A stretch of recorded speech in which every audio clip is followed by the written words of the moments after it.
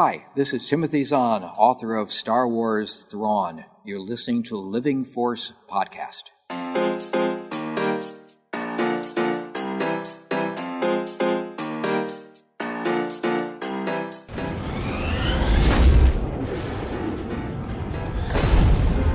You will never have a deeper sleep than curled up in a Wookiee's lap. Welcome to the Living Force podcast. Ready and... Ready. A Utini production. To bring forth the merchandise. Episode 11, Conversation with Lacey Gilleran from the Resistance broadcast. You might want to buckle up, baby. Find out the origins of hashtag Make Solo 2 Happen. What did you say? The Utini crew plays either or. Whoa. And we answer your questions. I feel great about this plan. And now, here are your hosts. Who are these guys? Dr. Corey Hilton. Everything you've heard about me is true. And Eric Eilerson. You're gonna need a nickname, because I ain't saying that every time. Oh my god, you're, like, behind you. Because I've seen you guys' videos. It just puts us to shame. Well, Corey's okay. I'm in a f***ing dorm room because I'm on an actor contract for the summer. So I didn't get to bring anything. But that is This amazing. is a year in the making. Don't feel bad. It's been a year. That was sort of my intention with my semi-new office. I just moved into this house. You're too far away. You got to get closer. I know, but like I tried that, and it's really awkward in the room if I do that. Star Wars is awkward, Corey. I know. The funny thing is, so I'm on like a temporary table, and my computer is actually probably 8 feet in front of me, but I shoot against the shelf, and then when I'm not there, my computer's over there. That would be a good idea. I should do that. Yeah, I have literally my roommates for the summer put this piece of cardboard with like the little like mic foam taped on it with a little blanket that's over my laptop. It is the most janky setup, but I'm proud of it. It's like my own little piece of hell. I like to think. Before we did video, which was like last summer. So the first few months I was on the podcast from like March to July. I do audiobooks on the side. It's like a side project. So I record those in like a closet because I made it like a home studio in a closet. So I used to record with James and John in a closet, and they were like, you can't do this when we start doing video. And I was like, all right, I can't show people this.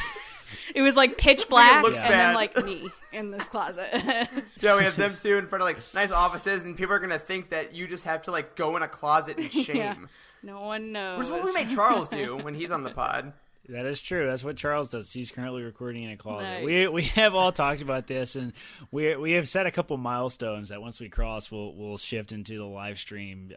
Live stream? Wow. We don't even do live stream. We do live to tape. Okay. That's interesting. Yeah, we haven't quite decided, so I don't know if we'll go live stream. We have a little bit of experience with live stream because we did a campaign of the Star Wars RPG last year just for fun. The rest of us, we all play, and we kind of we live streamed that, so we have a little bit of the grasp on the technology, I think. So we could probably pull it off. Oh, yeah. We have crashed a live stream in every way possible with our We tech. have. Oh my god, that's honestly kind of why we quit. Is it just the other thing about live stream is like, for me at least, when I'm fans of other people, like I'm such a brat in the sense of like I'll listen to it when I have time. So, like, my fear is, like, you do a live stream, you put all this work into it, and then people are like, well, I'm kind of busy right now. Whereas, like, they'll listen to it on their own time if it's recorded. Is it going to be on YouTube the nice later? Thing, exactly. The nice thing about live stream is you can at least kind of save it. So that's nice. Well, that's what we do. We basically do that. So, we record ours via Skype, like, live. We do it in one take, and then we just put that right up. Like, so it's basically that, but it's just live to tape. Nice. That might work better for us. Yeah. Yeah, but you know what? Maybe we'll live stream it to people that pay us. Oh, that's a good idea. We'll do a Patreon and do that. Patreons are the hot thing right now. Oh, a girl. Tell us about the girl, hon. Is she nice? Does she have sharp teeth? But you know what? Right now, we're not making money, and we're not live, but we are the Living Force Podcast, Episode 11, Solo, a Star Wars story. Matt, that's what the sound has to be for this one.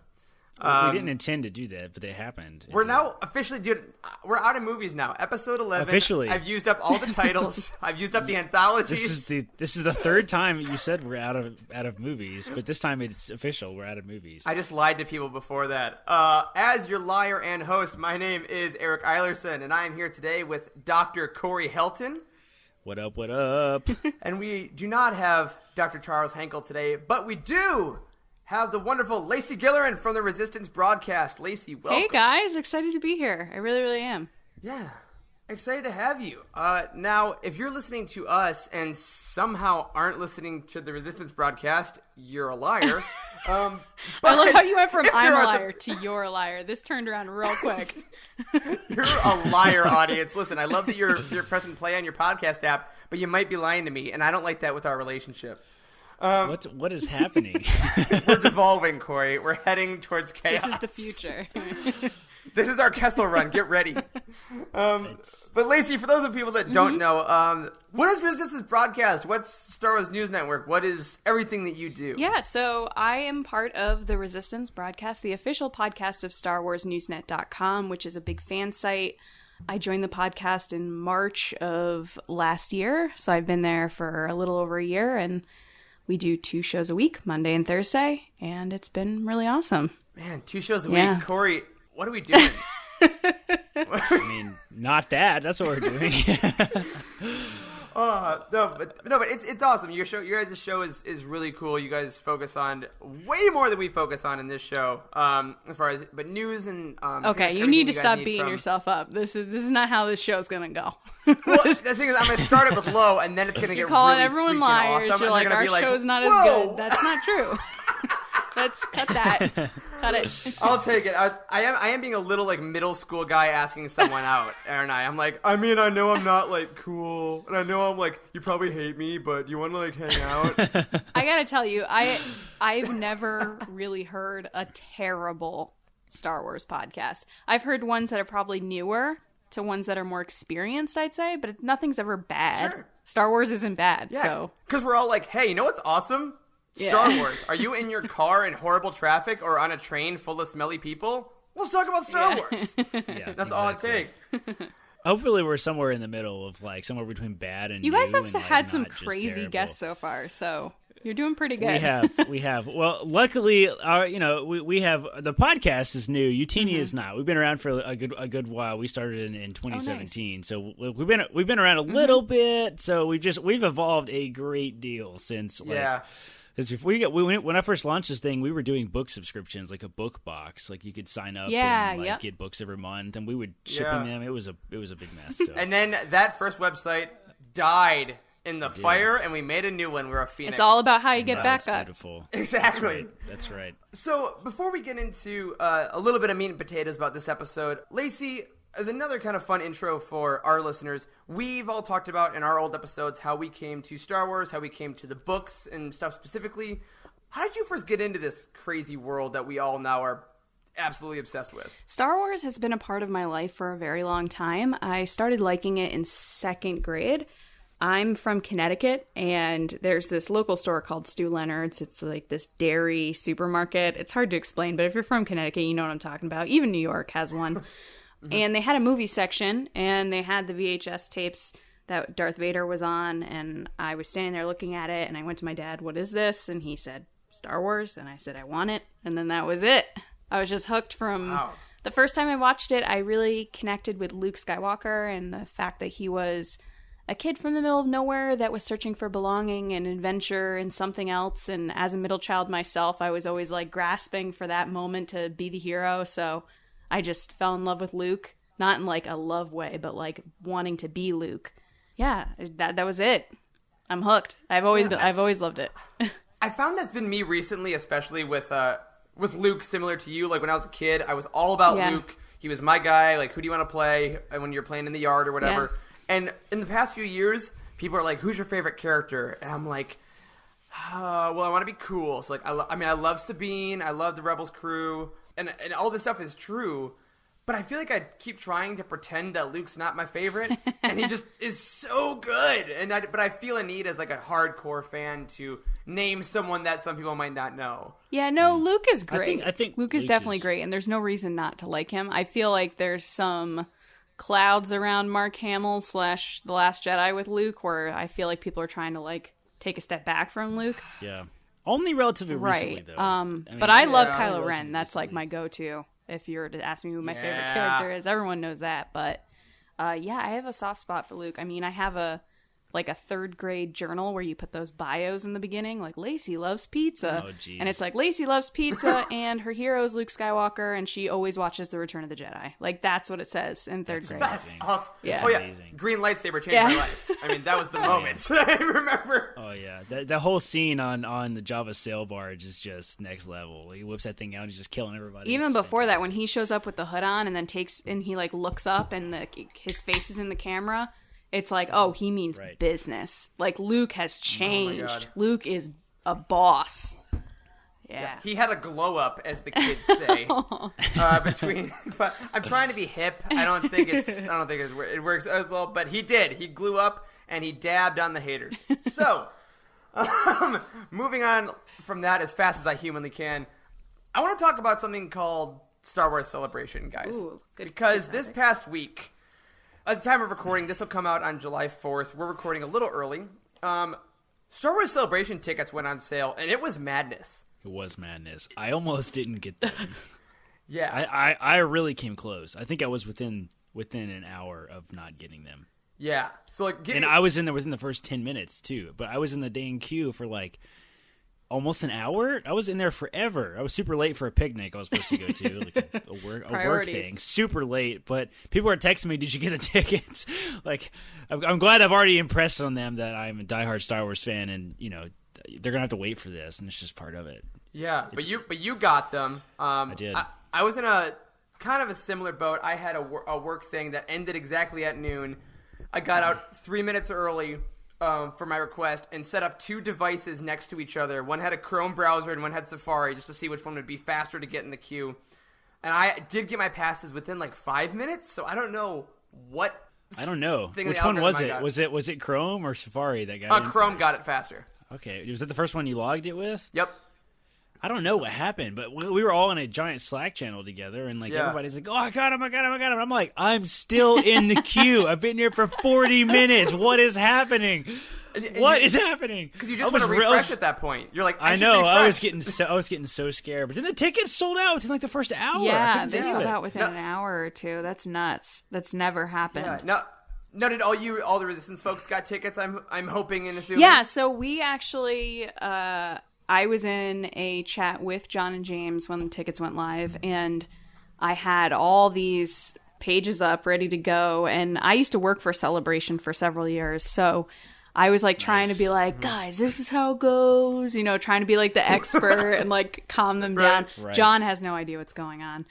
James was a little bit more Bless his heart. prepared because he's more like technical than John, but yeah, James got in super fast, got a VIP ticket, no problem.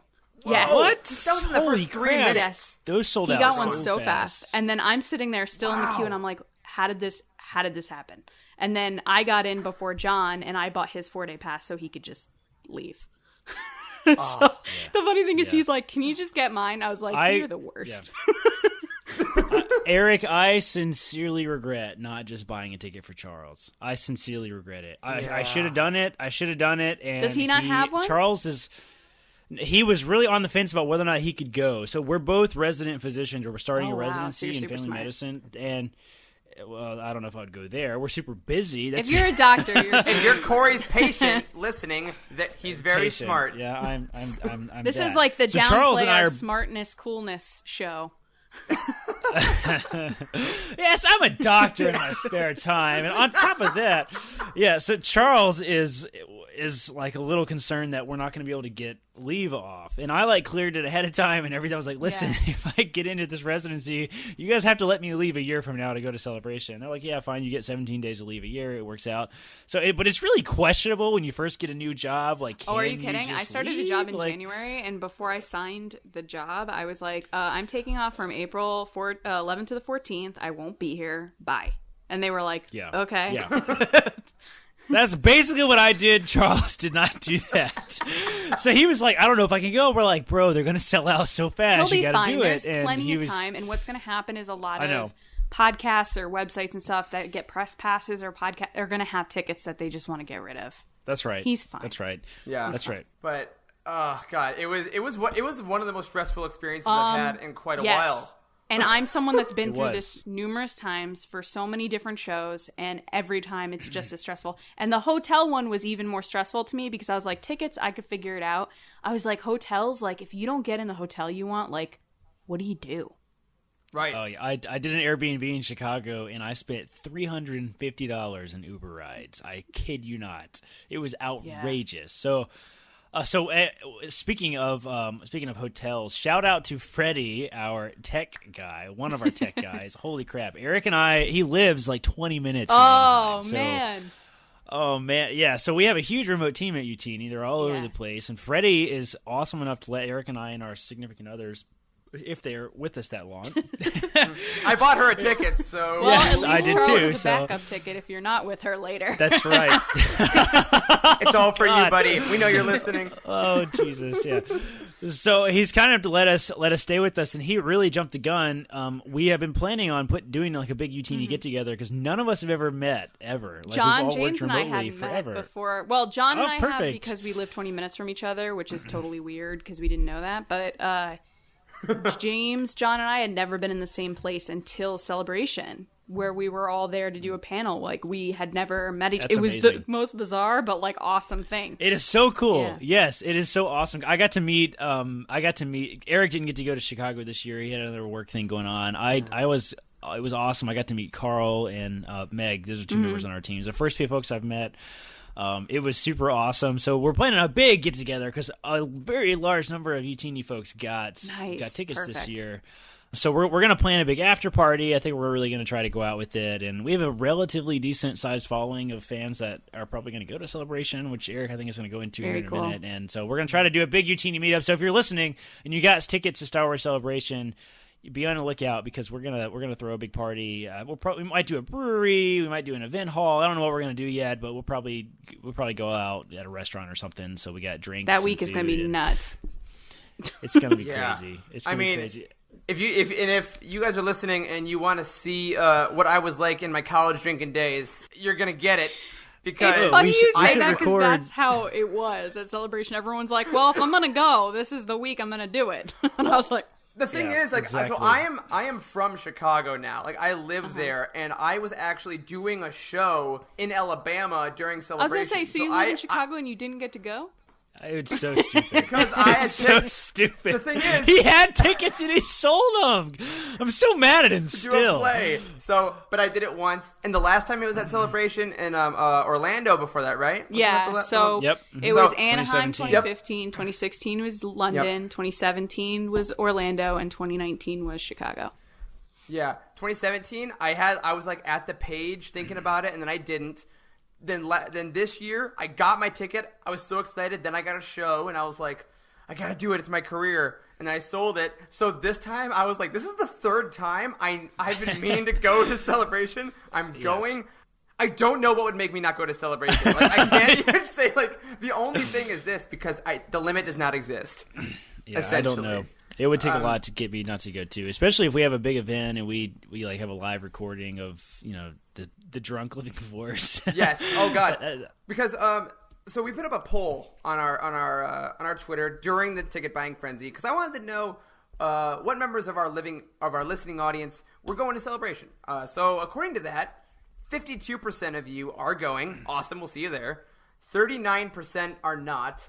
And 9% of you are still stuck in the queue. So I hope that... Do you know does it tell you how many people took the poll? It does, but I'm just going to say it was like roughly 5,000. I don't think that's It true. was like 30. But at least 15 of those people are going. So, It was like a million people. It was like super. It was violent. probably all UTini people. it was that- every Star Wars Celebration ticket holder. I'm pretty sure. That's why 39% of them are not going, right? Exactly. So if 52% of the time, 100% of the time. exactly. Well, if you're listening and you're going, come say hi to us. Obviously, we have so much time until Celebration, which we are going to be thinking about every day Which until is such then. a letdown, right? But Now you have to wait Yeah. and wait. over It's a so year. far away. That's unbelievable. Yeah. But So we'll be there. how many times have you been, Lacey? Did you say Yeah, that so earlier? I've been to 2015, 2016, 2017, 2019, and now this one. Wow, that's fantastic. Wow. That's amazing. Freddie on our team has been He's the guy that lives in Anaheim we're staying with. He has been like the Denver ones, like Mud. Like all the way back. Yeah, all the way back. Yeah. So he said, because we recapped, like it was unbelievable. It was my first. It was time unreal. It was like Chicago. literally one of the best weekends of my life. He says that never goes away. Is that true? So it's hard to say because for 2015 and 2016 I worked it, so it's a different situation. I mean, they were still my favorite show to work because I used to work for Reed Pop, but the 2017 was a little crazy. It was my first one as a fan, and like somehow I helped out working one day. I was like, it was really weird. That was fun, but then this one was like a whole different ball game for me because I was a fan still, but then I was a podcast and I had a panel, and I'd never been on a panel before, so it was like very nerve-wracking. But it was just super fun. Everyone was so nice. Everyone I met was awesome. I'm really sad I didn't get to see you guys, but there was just so much going on. Were you at the podcast meetup at that hotel? At the Hyatt? Yeah. Yeah, I was there. I was at. You look kind of familiar. Did I meet you? I mean, maybe in passing. Do I look familiar at all? No, I met. I've changed a lot. I had LASIK eye surgery, so I don't wear glasses anymore, and I grew a beard. Oh. So. Corey, I think frankly, dude, you're utterly forgettable. Hey, I think that might be.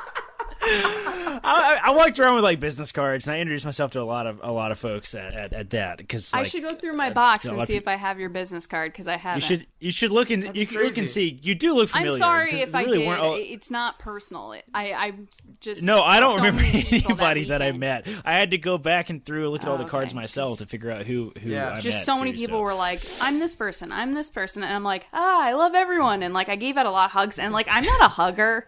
Like, that weekend, it was just like, you get a hug, and you get a hug, and you get, like, Oprah.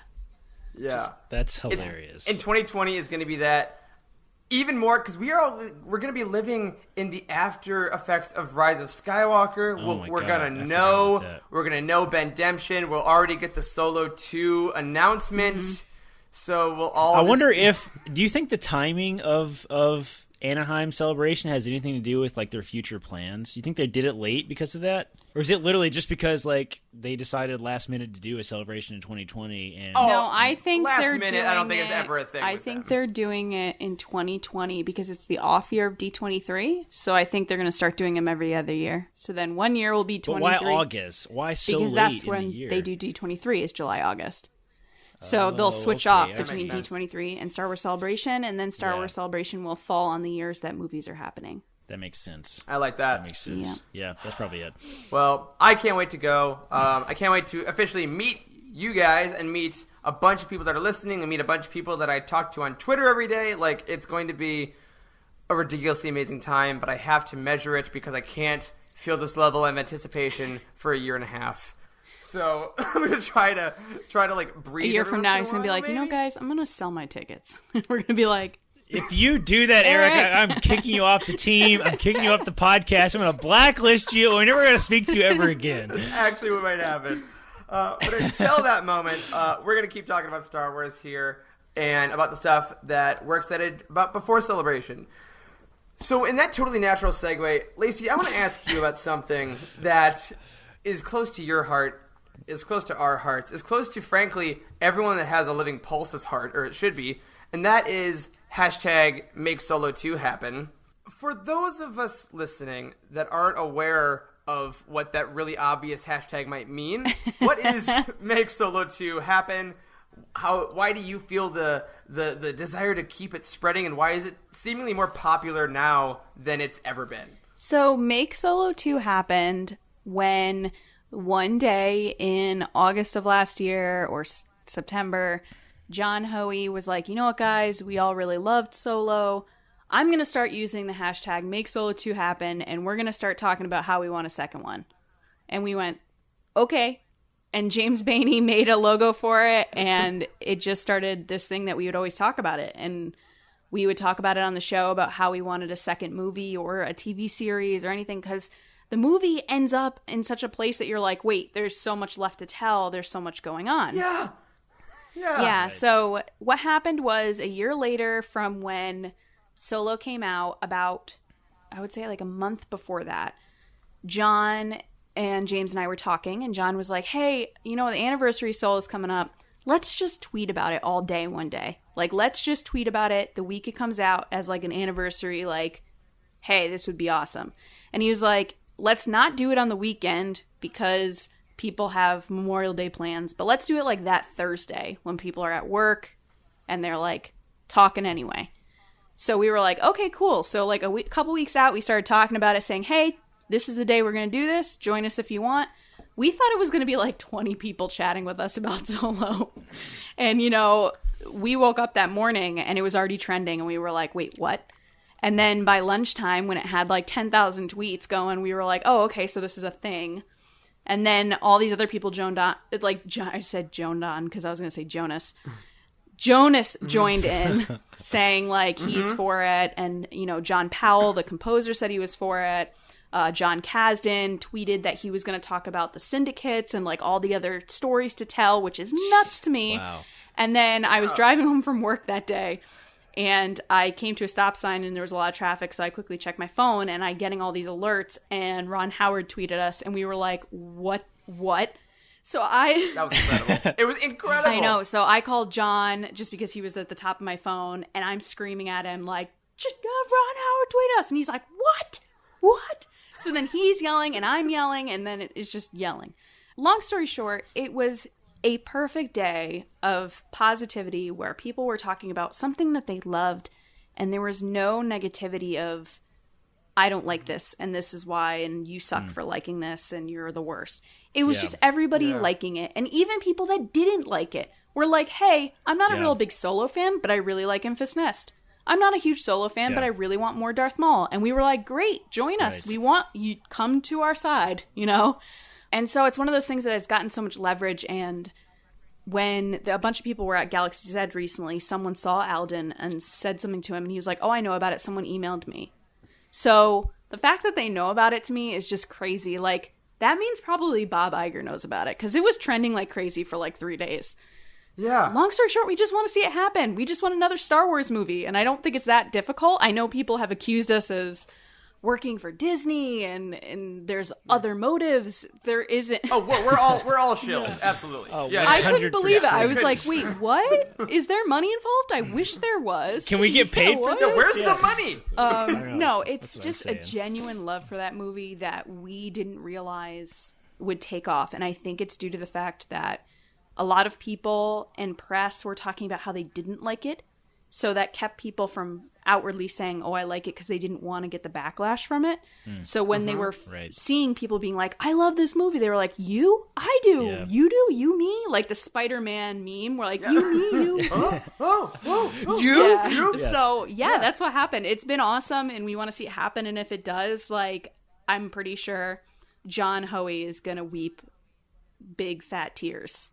Like a baby. That's what we need. Deservedly Yeah. so. Yeah. Too, yeah. I mean, I totally feel the same way. Like I loved Solo. I mean, I think it was just the timing of it. And people were so exhausted already from the backlash that The Last Jedi got that nobody talked about it really. I heard so little about It was Solo, so fun. And you know what? The unfortunately. press is part of the problem, to be honest, because Yeah. Ron Howard did an interview with Josh Horowitz from MTV on his podcast about how much he loved Solo and how hard it was and like some of the issues he saw, but overall, like, fans loved it, and he can see a year later that fans love it, and it's got this cult following. And yet, John and I talked about that one week, and the following Monday, all the press was talking about was how he was talking about Trolls.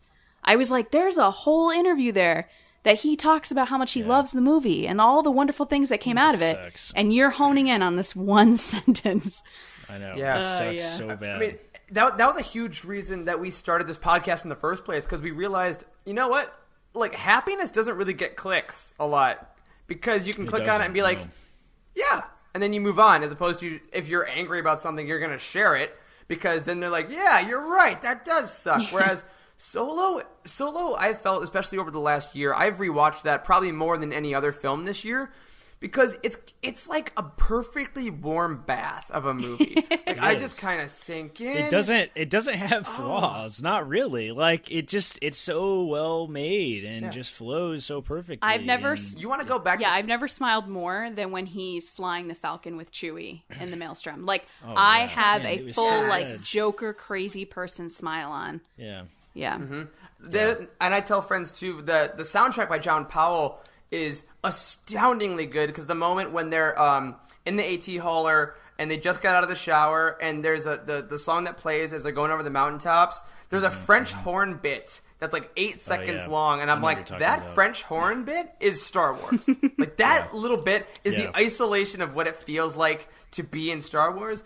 And it's things like that, those loving touches in that movie. I mean, I don't want to go back to Star Wars before Enfys Nest and Kira existed. That, it's just great. It's great. And I think that one of the reasons that I'm so glad we got to have you on to talk about it is that I do still feel like there's this weird idea in Star Wars fandom that you need a reason to talk about Solo. Like, you'll talk about Jedi, we're talking about Empire anytime, anywhere, that's fine. But I still feel like, you're right, there's a subconscious need for fans to talk about Solo. Oh, because it's the anniversary, and because there's another reason. Yeah. Like, we're still not quite allowed just to love it. I talk about it all the time, so if you want to talk about it... Yes! Which is, you're our gateway drug into talking about Solo all the freaking time. I think Solo, in from the cinematic perspective in the movie community, was I think sort of a failure to Disney, which sucks, because it was just not the moneymaker. It still made more money than Ant-Man. That's exactly fair. That's fair. And I hope that I hope that it doesn't really just seal the coffin. I don't think thing so. On these types of They're movies, making a movies going Willow. forward, They're making all these other things. There are so many movies in the history of cinema. There are so many movies that failed at the box office, from Wizard of Oz, Shawshank Redemption, Raging Bull. There's so many movies that failed that are now classics. So, Empire was poorly received when it first came out. Yeah, and it's universally understood as being the quote unquote best Star Wars film now. So, people are, I think, going to look back 10 years from now on Solo and Last Jedi with completely different eyes. But what I was going to say is Solo is, I think, our glimpse in what the future of Star Wars probably looks like. And we have new music, from someone other than John Williams. Because he's got to move on. He's getting up there in years, and I don't know if he wants to work on this forever. And so we got new music. We have a completely different angle. We have origin stories of characters that have never been told before, and I think it's the future of Star Wars. So we have no idea what's going to happen after the Skywalker saga is over. And I hope anything we get is even close to Solo. Then I'm going to be ecstatic, because it was amazing. Absolutely, and I think one of the cool things that Solo did was really bring in more EU material, because it's like seeing the EU on screen almost, right? And one thing I want to get both your opinions on is Solo as it kind of related to the new canon, right? Because obviously here at Living Force, we are all about the new canon and Legends respectively. We love them both. But when Solo came out, it had the 3 main books, right? With Last Shot, Most Wanted, and the Solo novelization released right around it. And do you guys think that Disney was kind of trying out a new way of releasing books as related to movies? Because they were all a little more integrated with that movie than, say, even some of the Journey 2 novels have been with, like, Lost Stars and things like that. Do you think that those movies, or those books and stuff, enhanced the experience of Solo for people? Or do you think that it was still kind of just, like, the books and movie are pretty separate? I think that the books and movies are always going to be a little bit separate, only because you can't expect the general audience, like my dad, to go read the books. So there's always going to be a little bit of a gap. That being said, I think they were able to release so many books with Solo because it was new. Even though it's Han Solo, it's a new story to tell, and I think there's a lot of pressure that surrounds the saga series and the way it has to be told. Yeah. So that's why The Last Jedi came out in March after the movie had already come out. But I mean, I'm gonna be honest. I haven't read Most Wanted, but I read Last Shot, and like I wasn't the biggest fan of that book, only because of the switching perspectives every other chapter. I couldn't keep up. I think that was our team's sort of. Yeah, I was saying we're about the same. Whereas I gotta say, Most Wanted is the only book in my life I've read in one sitting without putting it down. I gotta get into it then. I gotta try it out because I just haven't had a chance. It was night and day. It was night and day different than Last Shot. Yeah. Last Shot, the only thing it had in common with the film was that it had Han Solo and Lando in it. Well, and L3, the first L3 appearance. And L3, that's true. L3 also. But I don't feel like she was, even though she was, anyway, we won't go into that. Yeah. Most Wanted is the prequel to to the Solo And movie. if you loved Kira before, it's a Kira book with Han in it, essentially. Oh, awesome. It is. And It's very, very good. Most Wanted was amazing. It's probably it could give Lost Stars a run for its money as being the best, one of the best young adult books that have been released since that we've done the new canon thing in 2012. That's awesome. Yeah. It had the whole solo book series was the first time we, like you said, had a big marketing push around a film that actually had the stuff that actually made sense for the movie. It had effects on the movie. Like it's almost like they're afraid to touch the Skywalker saga in the books right now. I hope that changes. I hope it changes after the saga is over and stuff. And do you not think they're going to make a 10? No. I think we're done with numbers. I don't know. Who are we to speculate? I don't know. Who knows? But I do know that they've been preaching about it and marketing it like it's going to be the end. The finals, so. Yeah. But this is they've done it before. But I'll say I think what I hope that they do more with their future films and future projects, even like Disney Plus films that I assume they're going to make as well for that service, is do what they did with Solo, where they released Last Shot before the movie. So you got a little bit of young Han's voice, you got a little bit of L3, and then you saw the movie, and you're like, oh, okay, those people. And then Most Wanted came out like the week after, I think. So then you got the prequel to the characters you had just seen. Right. And I think that was a really cool sandwich of release. And I hope that they're not afraid to do that. Like with, Resistance Reborn, right? That's the one that's coming out this fall. That's between 8 and 9. That's crazy. That's the first time it sounds like they've touched stuff that has to do with the films, which is because supposedly deal. It's a year, right? That's between 8 and 9. Yeah. And I mean, you're giving me some more like smoky-eyed looking into the distance Oscar Isaac Poe Dameron in my life before that film. Like, give it to me. I'm all about it. But speaking of that future of Star Wars, I have a little mini game I want to play with you two, and it might be a little difficult, and it's all about what we think the next projects regarding Solo should be. But before we do that, we're going to take a quick break. We're going to get another Utini member to tell us all about their favorite Star Wars project, and we'll be back with Corey and Lacey in just a sec. Hey, this is Stacy. I write for Utini as well as help with database work and posting to social media. I researched for months what kind of book I wanted to read as my first Star Wars book, and I settled on The Courtship of Princess Leia because I wanted to know more about how Han and Leia got started after the movies. I was not expecting to get the story that I got.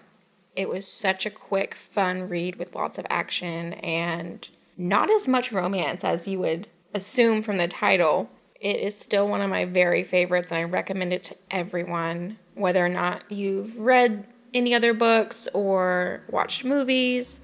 It's just a really great book, and if you haven't read it, you definitely should. All right, and we're back. That was an okay clip, I think. It did its job. It did its job well, but I can't say it was my favorite ever.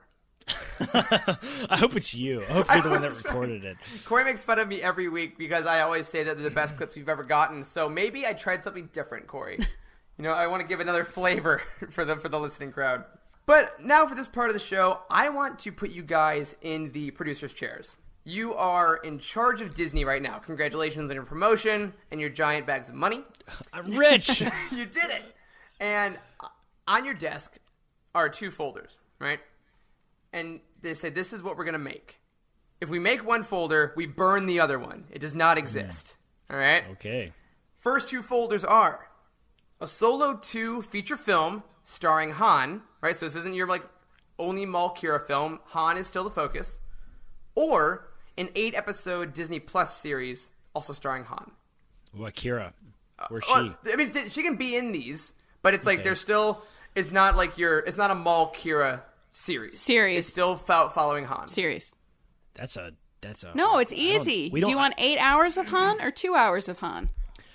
Ooh. Well, we don't have a live action series though yet, so I don't know what we're comparing to. It's like I'd take the series based on what they've done with Jessica Jones, because Disney's somewhat involved with that and all that other stuff. I'm in. But what if it's a season 8 of Game of Thrones? I don't watch Game of Thrones, so I have nothing to base that on, and I'm going to go with the fact that I want more Han Solo, so I'm taking the series. All right. I will also take the series because like you can't beat the argument of having like 10 hours. Because even of if 1 content hour versus... is bad, that's still 7 more hours of Han. That's true. That's true. And if like the first third of the movie's bad, that's a third of the rest of the Solo you get. I know. And if even the tiny amount of leaked footage that we have seen about the Mandalorian is a credit, I've seen it. I was in the room. It's amazing. Yeah, I was so pissed. I was not in the room in Chicago. Everybody booed outside of the main stage. I heard that because John Favreau didn't even want to show anything. Any of it? No, yeah, they forced him to do it. He didn't want to do it. So what happened in the live stream? They didn't like brief him at all. I don't think, and like before he got on stage to announce it all and everything. So he said, "Here's a clip," and then it just went black. Yes, he goes. All right, he goes. All right, he's like, all right, bye to the live stream. He didn't pause long enough for them to close out the live stream and stuff. And we're all at like the Star Wars stage at the main, right? Because there's a delay. And he goes, and he's like looking around.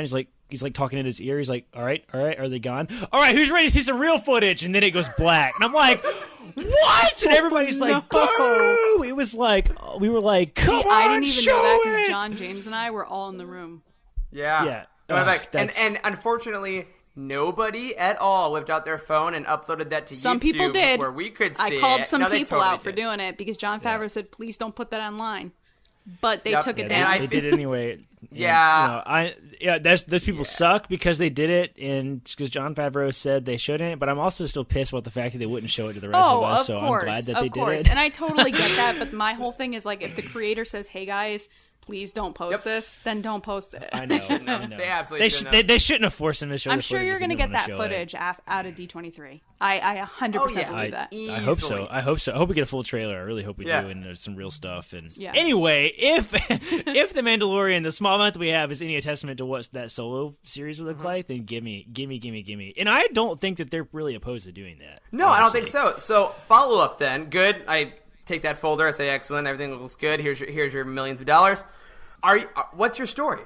If you have 8 episodes, we want one overall arc. We don't want a bunch of vignettes, right? Is he going back to Lando for some reason? Is it going to be involved with Crimson Dawn? Is it a whole nother heist? Is it involved with Enfys Nest Rebellion stuff? I think it has to be Han goes to work for Jabba, but then gets caught up in the bigger argument or the bigger fight between the syndicates with Crimson Dawn and the Hutts and...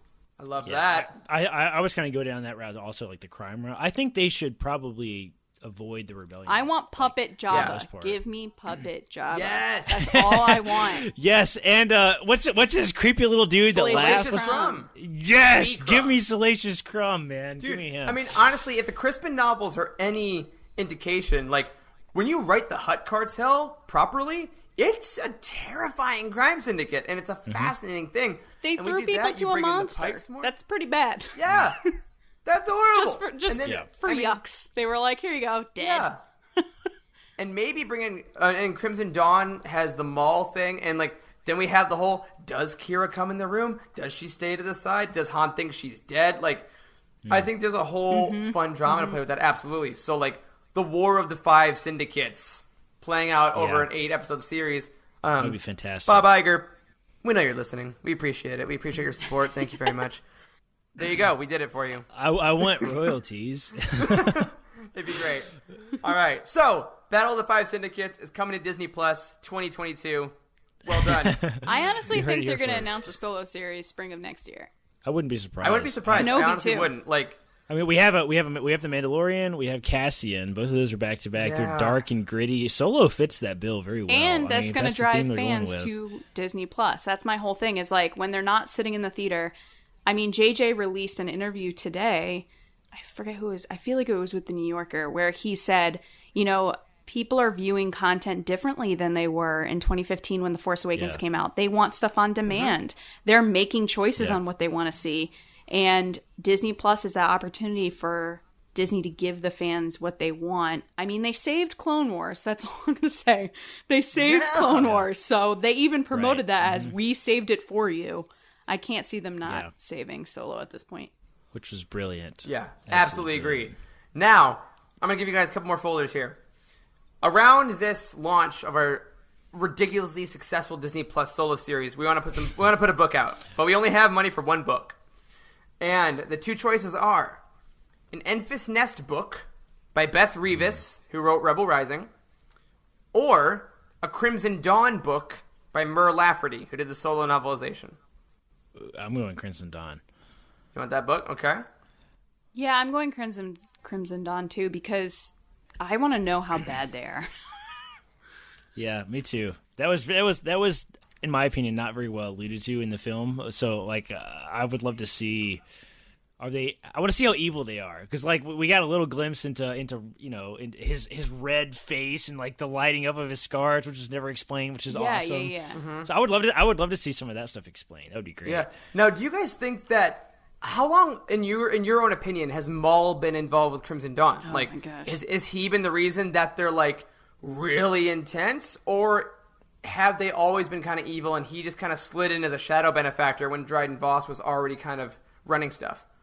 I think he started it. There's a reason he's at the top. Yeah, I would say that after that arc in the Clone Wars, after he fought the Emperor, he probably tried to like lay low for a while. So if he was gonna, I don't know if he could just waltz in and like take out the heads of this crime syndicate like he did the first time, True. the second time, probably not. So yeah, and I'd love to see like when did Maul meet Dryden Voss? Like, was he just a society man that eventually met up with Maul and realized he could do this, or was he, a slum kid?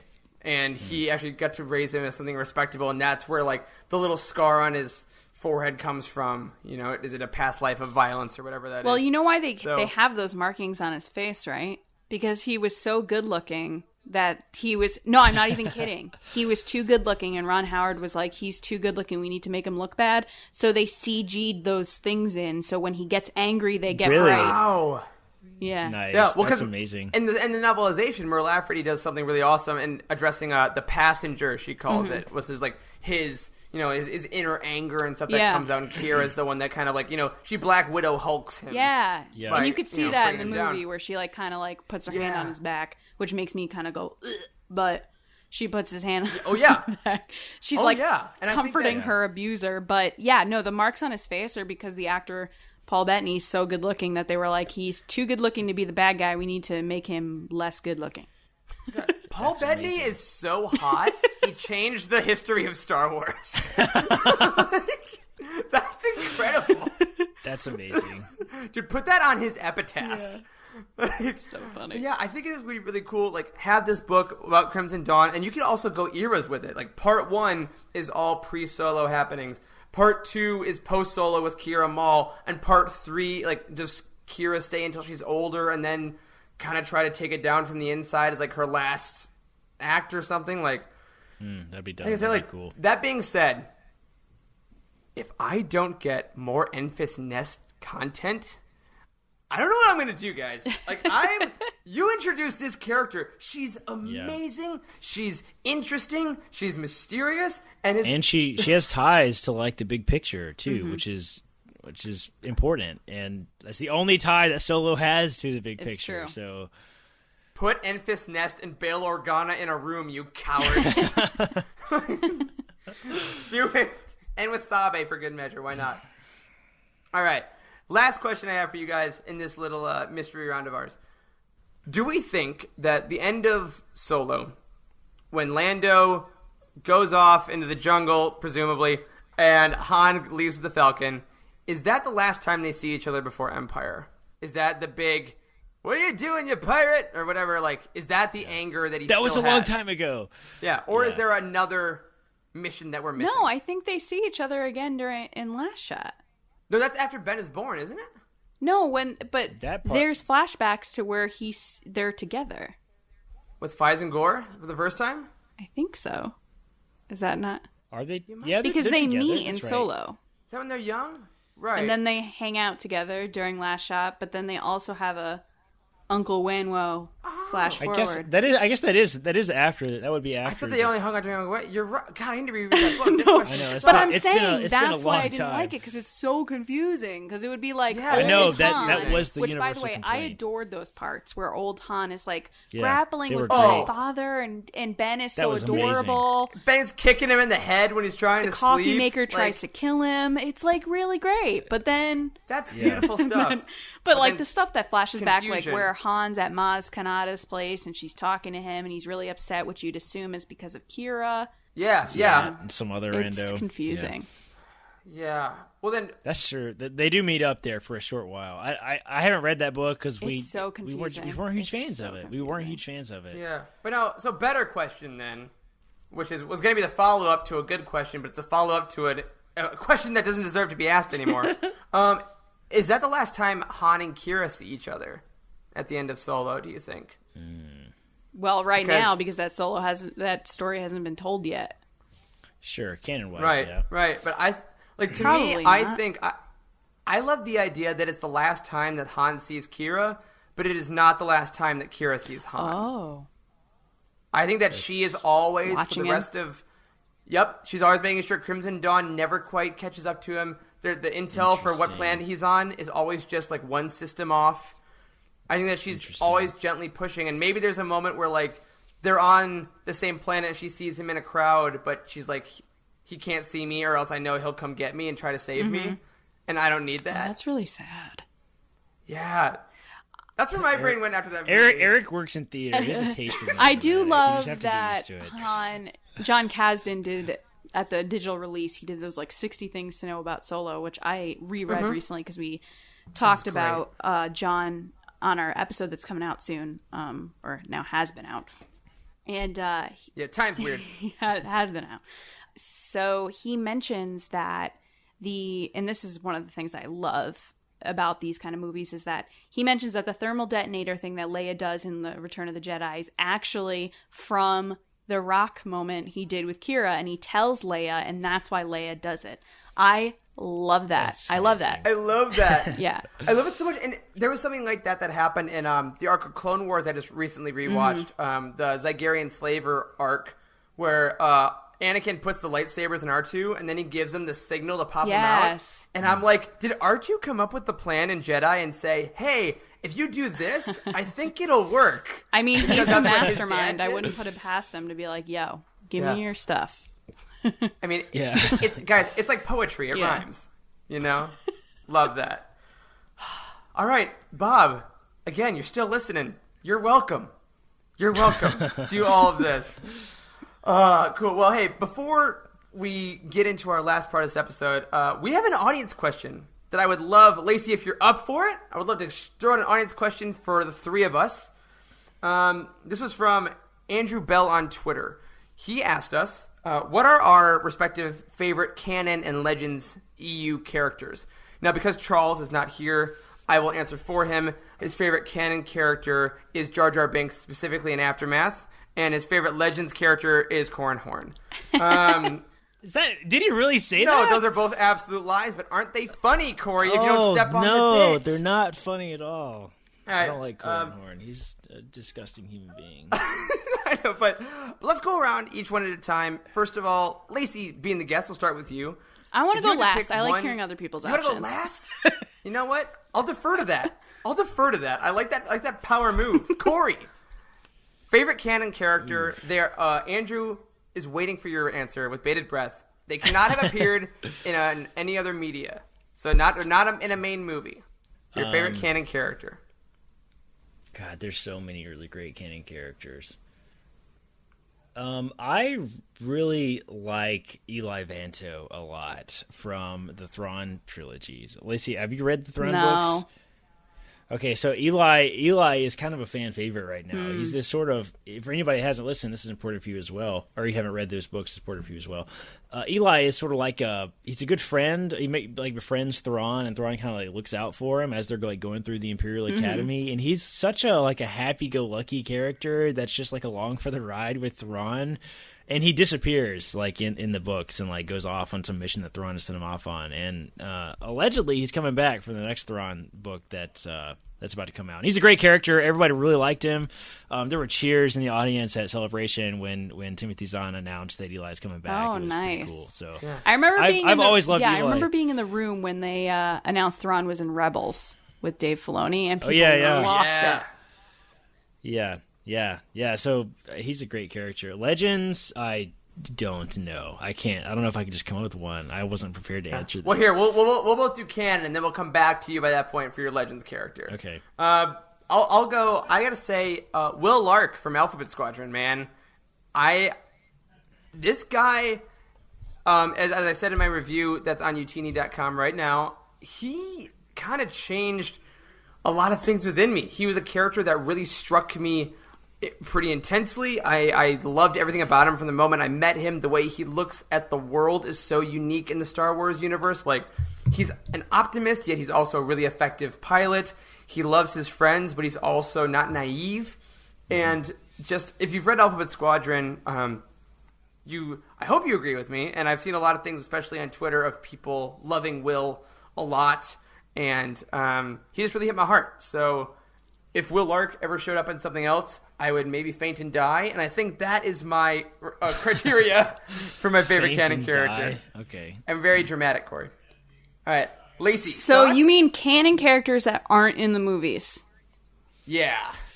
All right. And we can't, and I'll extend that to, like, if there's like a Rebels character as well, we can throw that in there. I kind of really liked Peepka in Peepka. Yeah. In the solo novel. It was just so. I just love the idea of an Ewok being like a hacker that like. Yeah, I forgot about. Like Peepka. when they. He was such a smart aleck the whole time. It was that fantastic. character, everyone was like, "Wait, what?" Because Ewok Ewok went from being like Echa to like, let me just break into the mainframe. So he's a computer nerd. I'm gonna go with that one. That is great. God, I haven't thought about. Well, I thought about Peepka last month because someone was at Galaxy's Edge, and in the app that you can get, like, apparently you get these messages from Peepka? characters, and Peepka sent a message on their phone. And I can imagine someone that's maybe seen the original trilogy once is like, what? What is this? Like an Ewok can talk? Peepka. Yeah. Awesome. All right, Corey, bringing it back to you, man. Your Legends. What do you got? So I don't have a single favorite Legends character, but I always really like the solo children in the Legends book. So Anakin, Jason, Jaina. I first got into Star Wars books with the Legacy series. You guys have heard me say that before, and it's really all about the solo children. It's about Jason's fall to the dark side and stuff. And I've always loved their characters. And Ben Skywalker. If we go into Legends, Ben Skywalker is kind of in there in the mix with them, honestly. And all of those characters were pretty close to my heart. So those were great. If you haven't read the Legacy series, do it. It's fantastic. Children of Legends, love it. I'm gonna go kind of cliche here, and I'm going to say Revan. Having just played KOTOR for the first time this year, and having read the Revan novel, that I think I am one of 6 people that really like it this year. I love the idea of the Jedi that's kind of going back and forth, and he says, nope, I love this woman, I'm going to marry her, that's it. I'm really powerful, so I'll help you out, yup. But he kind of has a lot more agency than most Jedi, and I think that he avoids the pitfalls of the Jedi Council that we seem to be seeing a lot more in like the prequel material now, especially of being too strict on the dogma and a little too adherent to certain rules that neglect emotion and neglect passion. So I love the balance that Revan gives, and I never played Star Wars The Old Republic, so I don't know what all the stuff that they did with him in that game, but straight up KOTOR Revan and Book Revan I really love, with an honorable mention to Bane, because those books are amazing. I forgot about Bane. He's a great character. Man, you can't forget about Bane. There's an Eminem song about it. Lacey? I think you're a little confused. I'm going to be honest. Like, that. I had both of your answers as my answer. So, oh, no. Like, Revan is one of the coolest Star Wars characters ever. I think he has such a great storyline, and his character arc is amazing, and Bastille Shan is awesome because she's like right there with him, but like then she goes bad, but then she's good again. And that kind of stuff is cool. I grew up with Jaina too. Like Jaina Solo was Sword just of the Jedi, man. Yeah, she was just so cool. And I remember being like, she has to fight her brother? And being like, this big deal. But... and she's trained by Boba Fett. Spoiler alert, but holy crap, that is such an awesome storyline. Because, like, you see, I grew up, obviously, with the original trilogy, and then the prequels came out when I was a little bit older, going into, like, middle school-ish. But, yeah, no, Jaina was... I remember running in 4th grade to the library to read those books where, like, Leia marries Han, and all those things with the Hutts, and then, yeah. No, so probably Jaina. She's cool. Yeah, that's a great answer. Isn't Jaina one of the only Legends characters to be immortalized into an action figure? She was a Black Series. Still haven't gotten it, but I hear it's out there. Yeah. Huh. So Andrew Bell on Twitter, man, Jaina wins. Basically is what we're saying. So those are ideas. If you love Jaina as well, if there's someone that we are glaringly omitting, please tweet at us. Let us know what we were wrong about. Let us know what we were right about, and we will read them on next week's show. Before we get on out of here, I know we said it at the top. Lacey, where are all the multiple places people can find you on the interwebs? Yeah, people can find me on Twitter at Lacey Gilleran, where I talk about Star Wars, like Peepka, and my love for Kylo Ren.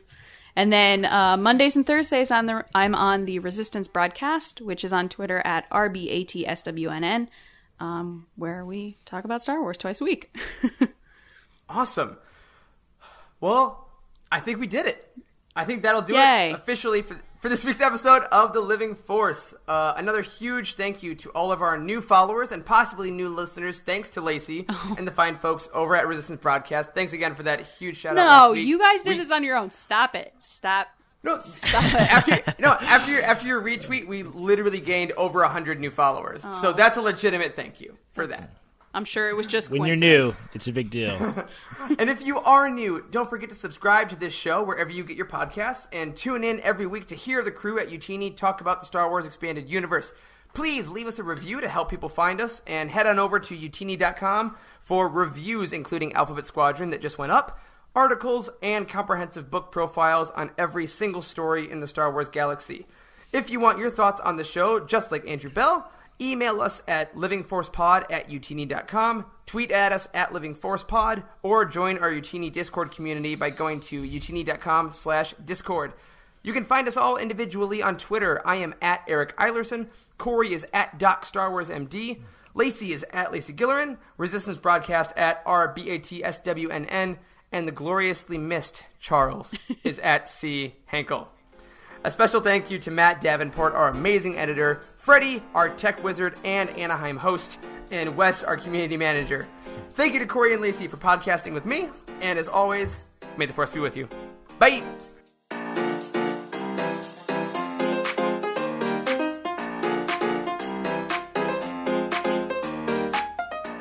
There is no hatred. There is joy. There is no division. There is union. There is no apathy. There is passion. There is no gatekeeping. There is community. This is the Utini Star Wars Fan Code. Embrace it, live by it, and above all, trust in the Living Force. That's all for this week. Join our community and surround yourself with like-minded fans by visiting us online at utini.com. Until next time, may the Force be with you.